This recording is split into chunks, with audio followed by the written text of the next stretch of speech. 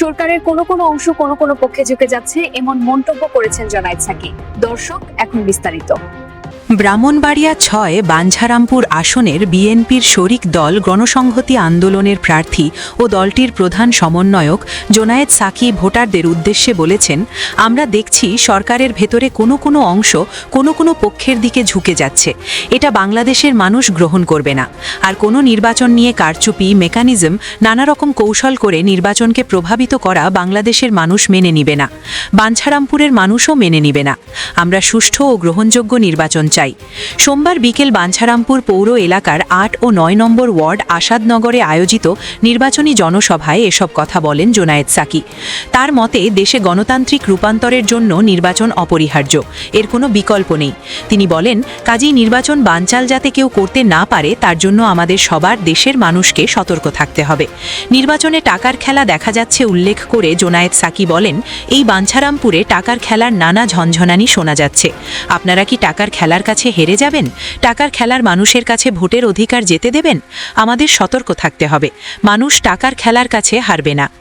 সংবিধান পরিবর্তনের প্রয়োজনীয়তা তুলে ধরে জুনায়েদ সাকি বলেন, সংবিধানকে এমনভাবে বদলাতে হবে যাতে এই সংবিধানকে আর কেউ পকেটে ঢুকিয়ে আমাদের জনগণের ওপর ছুরি ঘোরাতে না পারে। সংবিধানকে গণতান্ত্রিক করতে হবে। গণতান্ত্রিক সংবিধান পেতে হলে ক্ষমতার ভারসাম্য দরকার। ক্ষমতা এক ব্যক্তির হাতে থাকলে নানা দিক থেকে অধঃপতন ঘটতে পারে। আমরা ক্ষমতার ভারসাম্য চেয়েছি। নির্বাচন ও গণভোট প্রসঙ্গে তিনি বলেন, এই নির্বাচনকে আমরা একটা আন্দোলনের জায়গা থেকে দেখছি, আন্দোলনের ধারাবাহিকতা হিসেবে দেখছি। নির্বাচনকে যদি আমরা সফল করতে পারি, তার সঙ্গে বাংলাদেশের গণতান্ত্রিক পুনর্গঠন এবং একটি উজ্জ্বল ভবিষ্যতের দিকে যাওয়া গভীরভাবে সম্পর্কিত। গণভোটকে আমরা হ্যাঁ ভোট দেব। গণভোটে দুটো সিদ্ধান্ত হবে, একদিকে দুলাই জাতীয় সনদ পাশ হবে, অন্যদিকে আগামী সংসদকে এই সনদের ভিত্তিতে মৌলিকভাবে সংবিধান সংস্কার করার ক্ষমতা দেওয়া হবে। আগামী সংসদ হবে সংবিধান সংস্কার পরিষদের সংসদ। 6 মাস সংবিধান সংস্কার পরিষদ হিসেবে কাজ করবে, আর একই সাথে 5 বছর পূর্ণ জাতীয় সংসদ হিসেবে কাজ করবে। জনগণের মধ্যে ইস্পাত কঠিন ঐক্য তৈরি করে দেশের স্বাধীনতা সার্বভৌমত্ব রক্ষা করার আহ্বান জানিয়ে গণসংহতি আন্দোলনের প্রধান সমন্বয়ক বলেন, ঐক্য কিভাবে টেকে? ঐক্য টেকে যখন ন্যায্যতা থাকে, গণতন্ত্র থাকে। ঐক্য টেকে যখন মানুষ ন্যায় বিচার পায়। সহিংসতার রাজনীতি এড়িয়ে চলতে সবার প্রতি আহ্বান জানিয়ে জুনায়েদ সাকি, রাজনৈতিক প্রতিযোগিতা থাকবে, একে অপরকে পরাজিত করা, লড়াই করা থাকবে, কিন্তু সেসব যেন খুনোখুনির পর্যায়ে না যায়। সামাজিকভাবে আমরা এসব প্রতিরোধ করব। নির্বাচিত হলে নিরাপদ বাঞ্ছারামপুর গড়ে তোলার প্রতিশ্রুতি দেন জুনায়েদ সাকি। তিনি বলেন, আমরা নতুনভাবে বাঞ্ছারামপুর তথা পুরো ব্রাহ্মণবাড়িয়াকে চেনাতে চাই।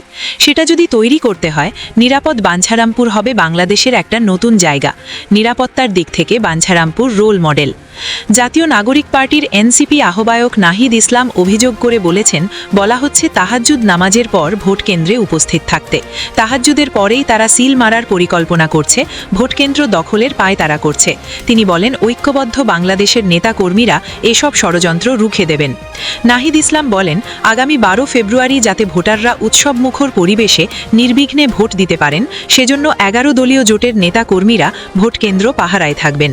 যারা ভোটদানে বাধা সৃষ্টি করবে কিংবা নানামুখী ষড়যন্ত্রে লিপ্ত হবে, তাদের কঠোরভাবে প্রতিহত করা হবে বলে হুঁশিয়ারি দেন তিনি। এনসিপির আহ্বায়ক বলেন, কৃষক কার্ড ও ফ্যামিলি কার্ড একটি প্রতারণার প্যাকেজ। বাংলাদেশের সংকট এখন ফ্যামিলি কার্ড নয়, দেশের প্রকৃত সংকট হল অর্থনীতিকে চাঙা করা, ঋণখেলাপি ও লুটেরাদের বিচারের আয়তায় আনা এবং বিনিয়োগ বান্ধব পরিবেশ তৈরি করা। আমরা এসব বিষয় সামনে রেখে পরিকল্পনা ও ইশতেহার নিয়ে কথা বলছি। নাহিদ ইসলাম বলেন, এনসিপি শিক্ষা, স্বাস্থ্য, কর্মসংস্থান ও নারীদের নিরাপত্তা নিয়ে কথা বলছে।